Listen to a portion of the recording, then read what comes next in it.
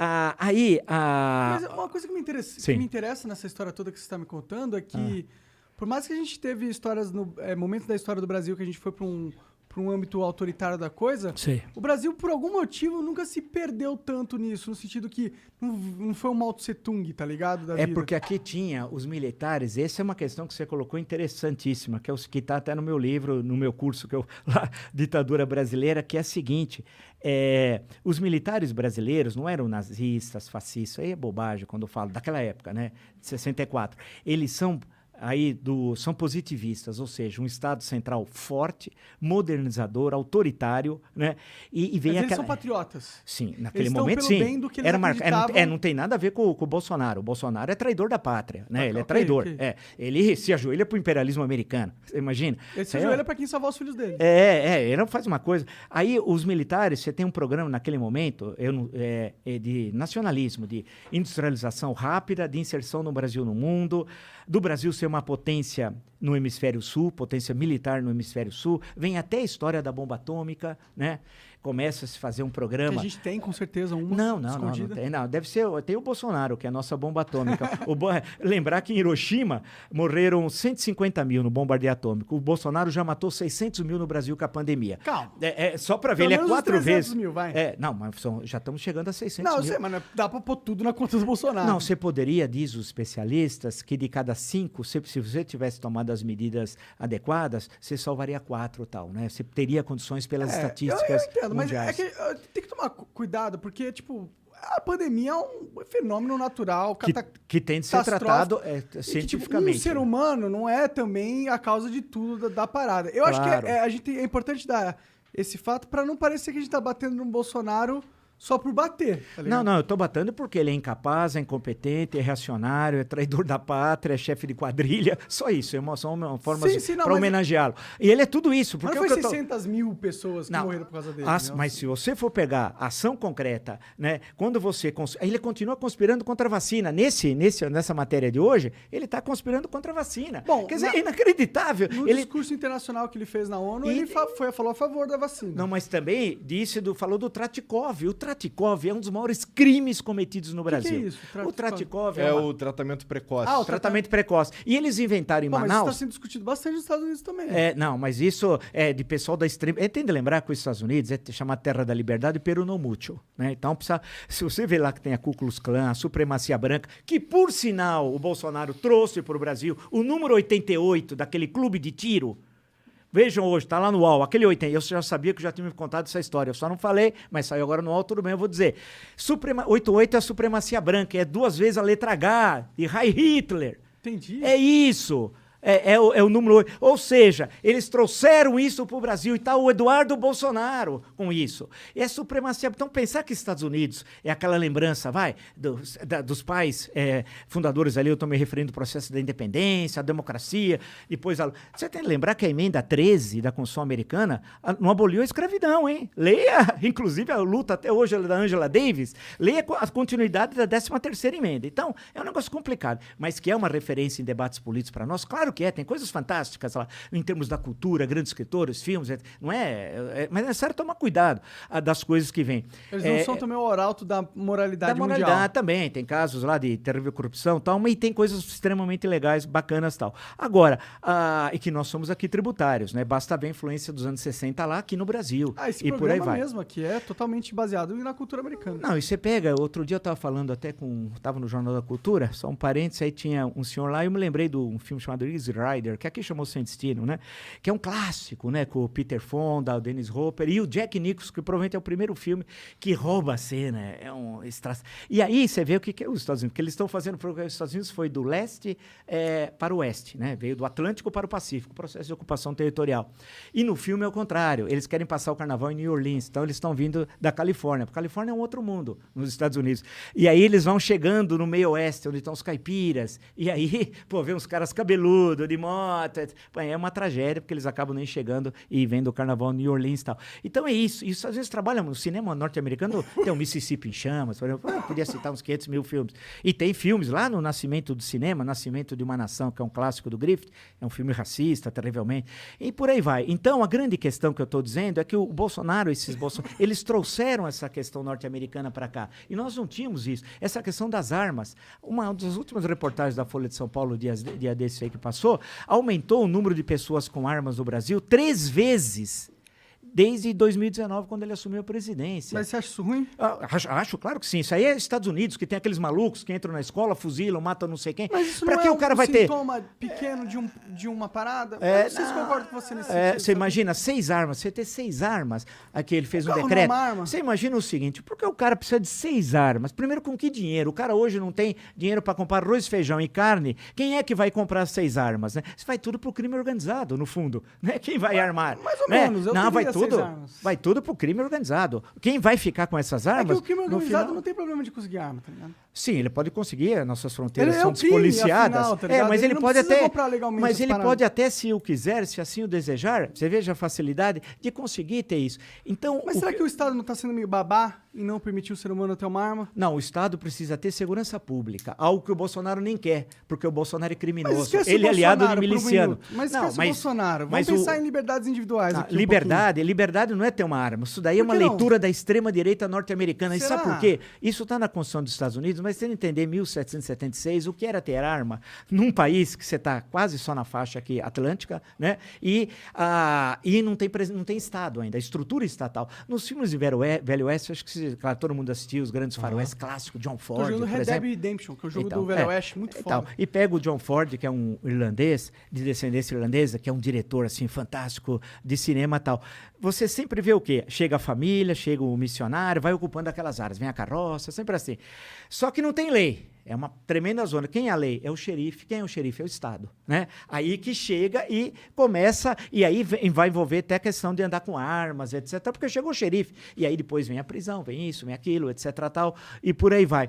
Então, e por isso que na Constituição norte-americana fala, naquele momento, nós somos no final do século XVIII, da questão das armas. No caso brasileiro, e você compara com a Europa. A nossa referência não é os Estados Unidos. A nossa referência histórica é a Europa, especialmente a Europa Ocidental. Nós somos tributários da França, da Revolução Francesa. A nossa visão do mundo vem da Grécia, graças a Deus, não vem de Miami, ou de Orlando, Orlando pior ainda. Ali vem a nossa visão. A Europa é social-democrata. Vai ficar doente nos Estados Unidos. Não tem SUS, você morre. Tem gente que agora com a Covid vai ficar pagando a vida inteira o tratamento de saúde. Qual é o maior SUS do mundo? Nós temos o maior serviço público do mundo. E o criminoso do Bolsonaro cortou 22% do orçamento de saúde para o próximo ano. Isso quando nós temos 600 mil mortes e tem os sequelados, hein? Que são milhões. Tem gente que vai ficar a vida inteira, não pode retornar ao trabalho como antigamente por sequelas que traz. Outros problemas emocionais, outros problemas físicos gravíssimos. O Brasil tem de pensar nesses, além da terrível 600 mil famílias destruídas. Quantos órfãos tem no Brasil? Nós não sabemos ainda. Pode ser 20, 30, 50 mil. Quantos aposentados, senhores de idade, sustentavam a família, sustentavam o filho e o neto? Na Bahia, o senador Otto Alencar, outro dia até deu um exemplo, são milhares. Porque eu conheço sempre, porque eu estudei também o semiárido nordestino, né? Pô, tem cidades, sabe? A fonte de renda da cidade era a aposentadoria, que na verdade foi criado pelo Fundo Rural, que vem do governo Médici, vem lá atrás. É a aposentadoria e o Bolsa Família. Uma das cidades que eu fiz a tese de doutorado sobre Canudos do século XIX, mas eu fui a Canudos atual, que não é bem Canudos, é vizinha antiga Canudos, agora no nordeste da Bahia. É de papel os Canudos. Não, era porque Canudos, porque é o seguinte, não, você caminhava, sabe por que Canudos? Porque a Caatinga em Tupi é Mata Branca, né? E você ia batendo na vegetação e tinha uns canudos, assim. Era um negócio bacana, um negócio legal. E aí, daí que veio, tinha uma freguesia chamada Santo Antônio dos Canudos. Daí que surgiu essa expressão, esse nome e tal. Quando eu fui lá, a última vez que eu estive lá foi em 2006. Era no segundo turno, que era Alckmin e Lula, né?